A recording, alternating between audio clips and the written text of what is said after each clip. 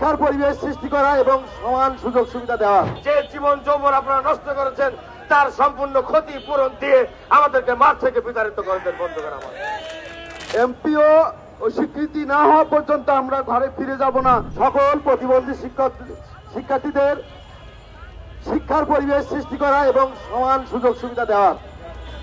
দেশ স্বাধীনের ৫৩ বছর পরেও তাদের অধিকার আদায়ের জন্য, তাদের যারা শিক্ষাদান করে তাদের অধিকার আদায়ের জন্য কেন রাজপথে নামতে হবে?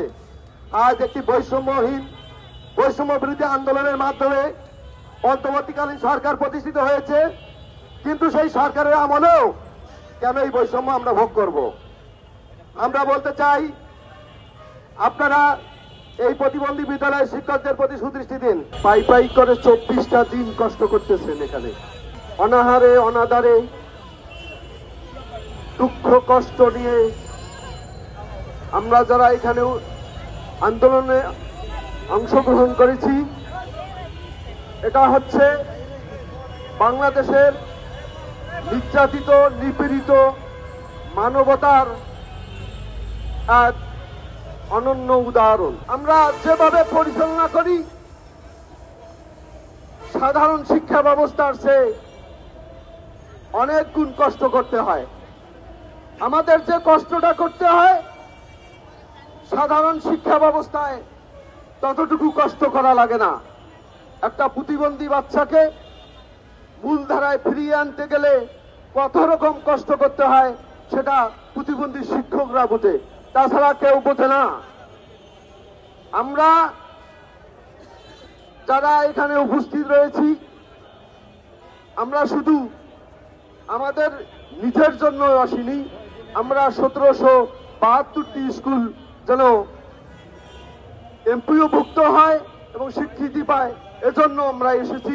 সবাইকে এখানে উপস্থিত হওয়ার জন্য আমি উদাত্ত আহ্বান জানাবো। বাংলাদেশের আনাচে কানাচে আমরা যারা এই স্কুলগুলোর প্রতিনিধিত্ব করতেছি, তারা সবাই যেন এখানে উপস্থিত থাকে এবং আমাদের এমপিও ও স্বীকৃতি না হওয়া পর্যন্ত আমরা ঘরে ফিরে যাব না।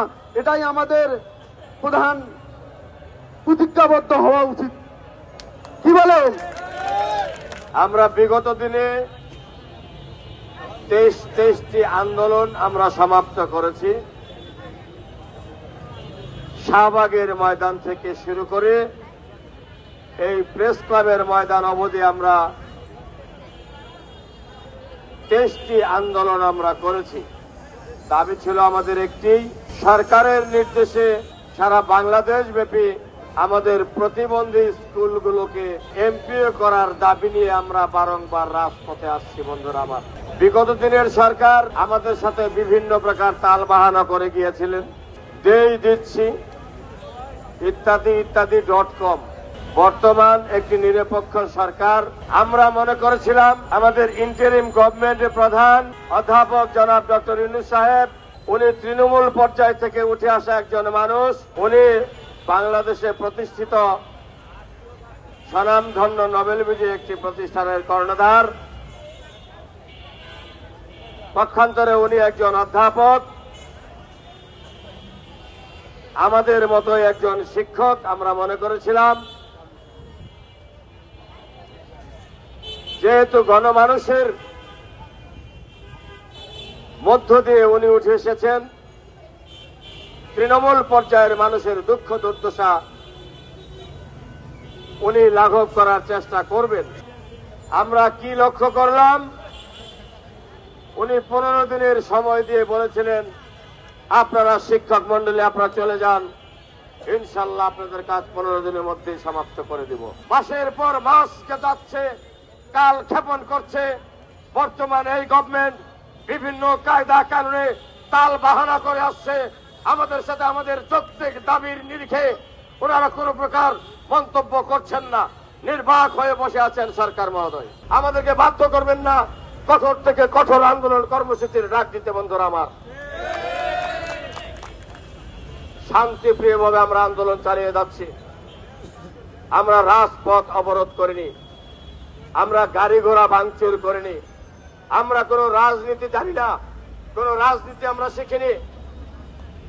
আমরা একটি ছোট্ট দাবি নিয়ে এসেছি, আজকে বিগত কতগুলো বছর যাবত এই স্বাধীন রাষ্ট্রে বাস করে